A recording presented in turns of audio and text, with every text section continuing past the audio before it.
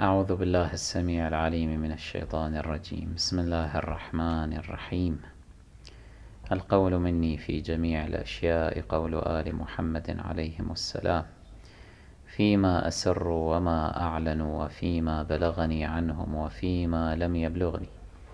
الحمد لله رب العالمين، وصلى الله على خير الخلق أجمعين، سيدنا محمد وأهل بيته الطيبين الطاهرين. اللهم صل على محمد وآل محمد وعجل فرجهم والعن أعداءهم، ولعنة الله على قتلتهم وأعدائهم أجمعين إلى قيام يوم الدين، آمين. نحمد الله تعالى على آلائه وعلى أفضاله، وعلى أن جمعنا في هذه الجلسة المباركة الخيرة لكي نشهد دخول مؤمن جديد إلى دوحة الإيمان ودوحة الولاء لمحمد وآله الطاهرين صلوات الله عليهم أجمعين. وهذه لحظات نسعد بها ونفرح، وهي أسعد وأفرح اللحظات بالنسبة إلينا. تلك بركات مولانا صاحب الأمر عليه الصلاة والسلام. الأخ الكريم شاب من الشباب الإنجليز، وقام ببحث ذاتي في أكثره وفي مجمله لأجل أن يعرف الحق ويهتدي إليه. وقد عاونه بعض الإخوة ممن لهم ارتباط بنا، وسمعت أنه من ذي قبل قد أعلن إسلامه أو أشهره عند إحدى الجماعات، ولكنه بعدما تعمق أكثر في المناهج المطروحة على الساحة الشيعية كان قد اختار هذا المنهج، ووجد أنه بحاجة إلى أن يعيد إشهار إسلامه، مؤكدا على مبدأ البراءة من أعداء الله وأعداء رسوله وأهل البيت عليهم الصلاة والسلام.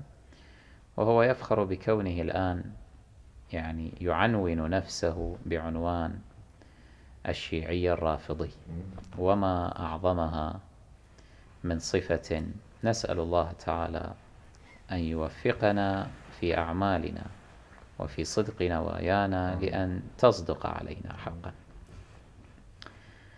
فعلى بركة الله عز وجل نلقنه شهادة الإسلام، ونرحب به وبميلاده من جديد إنجاز التعبير، لأن الإنسان حين يسلم ويؤمن ويوالي محمدا المصطفى وآله عليهم الصلاة والسلام ويبرأ من أعدائهم، يكون كأنه قد ولد من جديد، ومحي عنه كل ما سبق من آثام أو خطايا.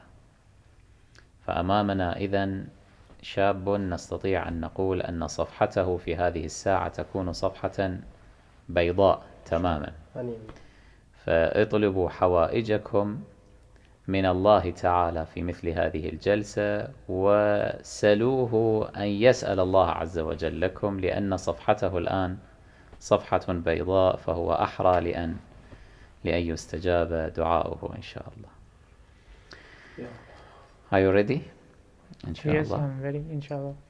So say, أشهد أن لا إله إلا الله أشهد أن لا إله إلا الله وحده لا شريك له وحده لا شريك له لا شريك له ولا شبيه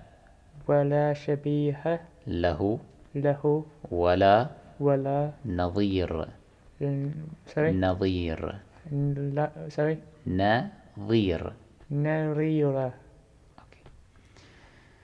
أشهد أن محمدا على محمد وآل محمد رسول الله رسول الله صلى الله عليه وآله. أشهد أشهد أن أن عليا عليا ولي الله ولي الله صلوات الله عليه. أشهد أشهد أن فاطمة فاطمة وأبناءها وابناءها المعصومين المعصومين حجج الله الله صلوات الله عليه. أبرأ إلى الله من أبي بكر وعمر وعثمان وعائشة وحفصة وأعداء أهل بيت رسول الله صلوات الله عليه. أشهد أن أبا بكر وعمر وعثمان وعائشة وحفصة في النار. صلوا على محمد. اللهم صل على محمد وآل محمد وعجل فرجهم والعن أعداءهم. Congratulations. Thank you. Thank you very much. موفق إن شاء الله موفق. بارك الله لك. بارك الله. Congratulations. Thank you.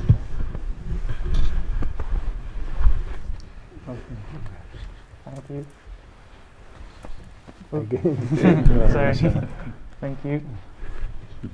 Yes. Thank you. Brother, take care. Thank you very much. Thank you. Thank you. Congratulations, Baba. Thank you. Assalamualaikum.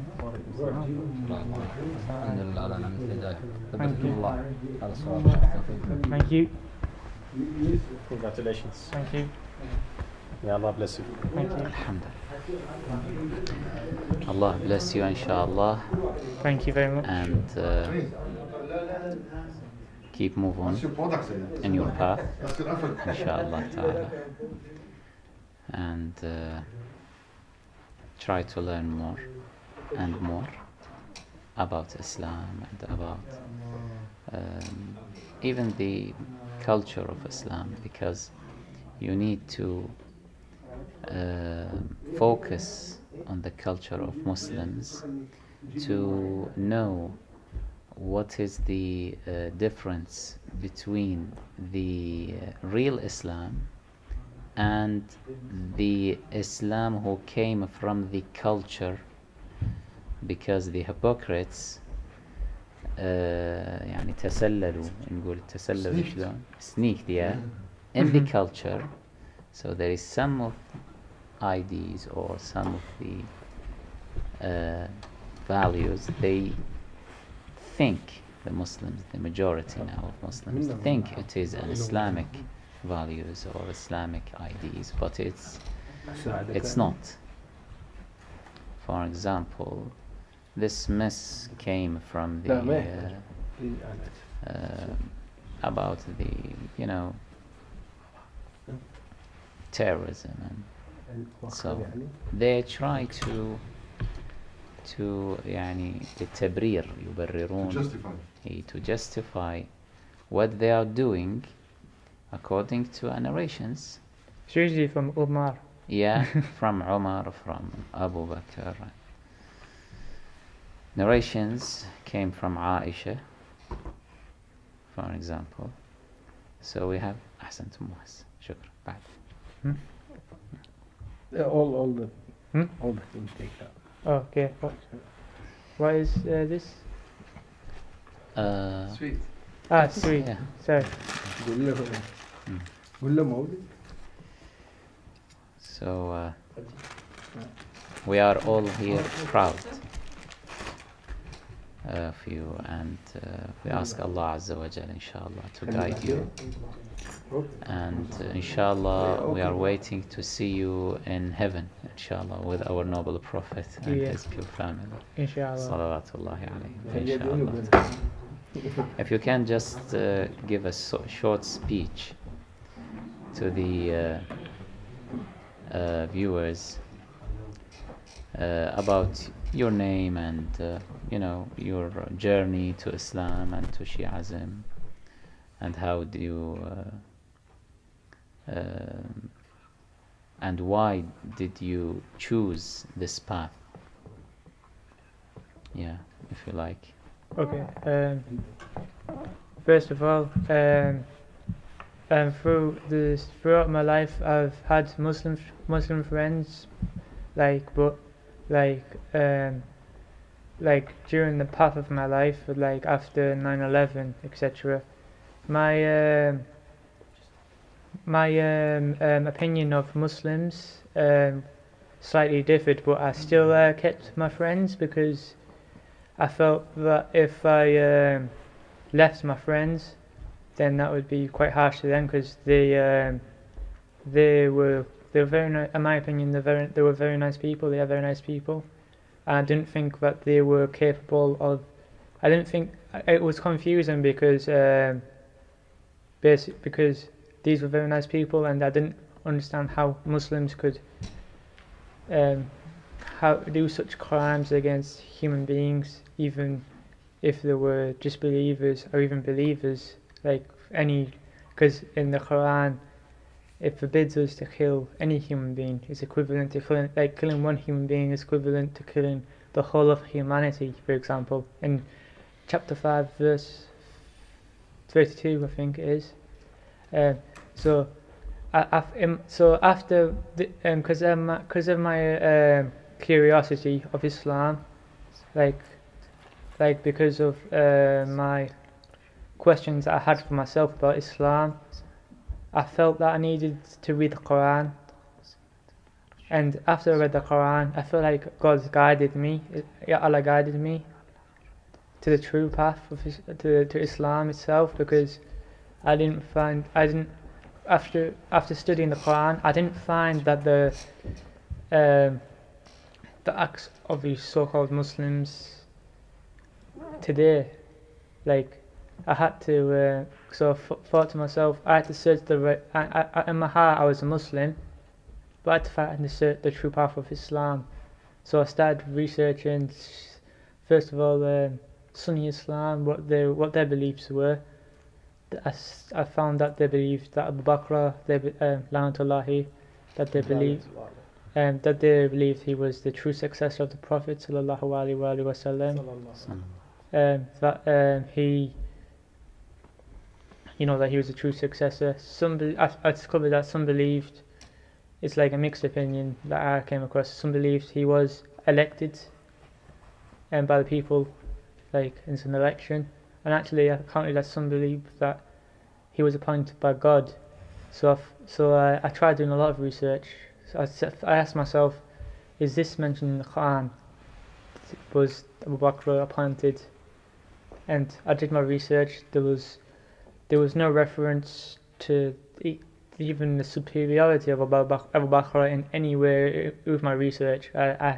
This took a very long time because I had to piece together everything, the beliefs of success. If I had to first of all question how were previous successors of prophets, how were they appointed?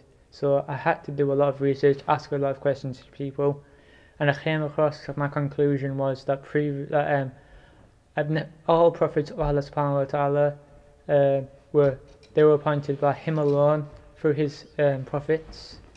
There's a verse in the Quran, I can't remember but the reference, the number and the surah and the verse off by my heart, but it says that Allah is the only chooser, and the choosing is not with us, the people.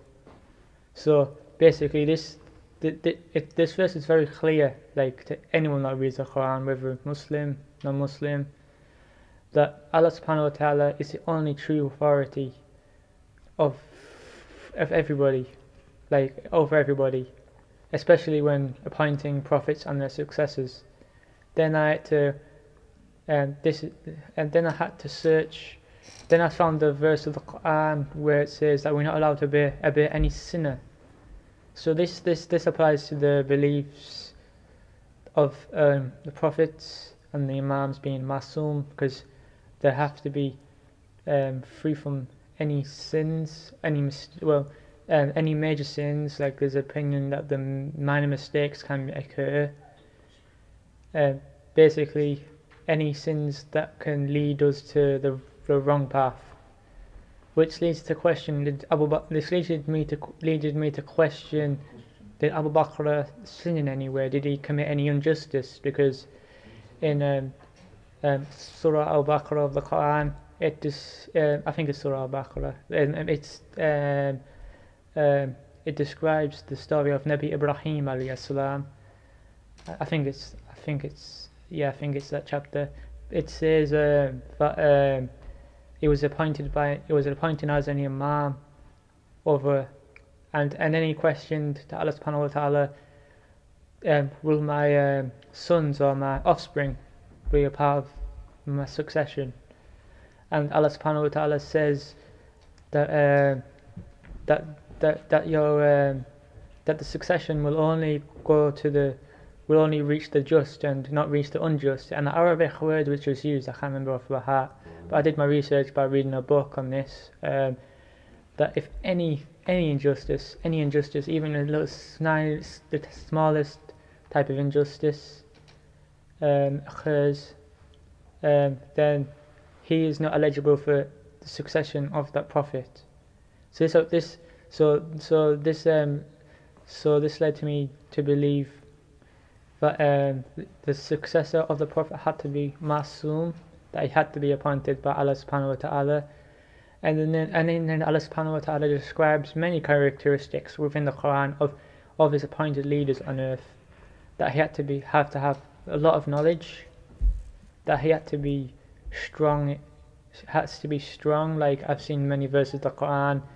For example, when he appointed the king of Bani Israel, that the Jews were questioning his characteristics. Will he be wealthy? Like, because at that time the Jews were quite corrupt in their thinking. Like they only after dunya, worldly things, etc. And that he believed that the question, will this king be wealthy? I think. And Allah subhanahu wa ta'ala replied, I can't remember, he replied that the king will be strong, but he didn't really want to apply characteristics of wealth in any way. I think basically this is how Allah subhanahu wa ta'ala describes his successors of the prophets, that has to be appointed by him alone, that they had to be knowledgeable, that they had to be just, and not commit any sin, and they're not allowed to be appointed by people or even angels, because in Surah Al-Baqarah it describes the story of Adam alayhi salam, a conversation with the angels, and the conversation between Allah subhanahu wa ta'ala and the angels occurred about the characteristics of Adam, of the human being in general, that are you going to put someone on earth that will cause bloodshed? And Allah subhanahu wa ta'ala replied, I know what you do not know. Basically saying,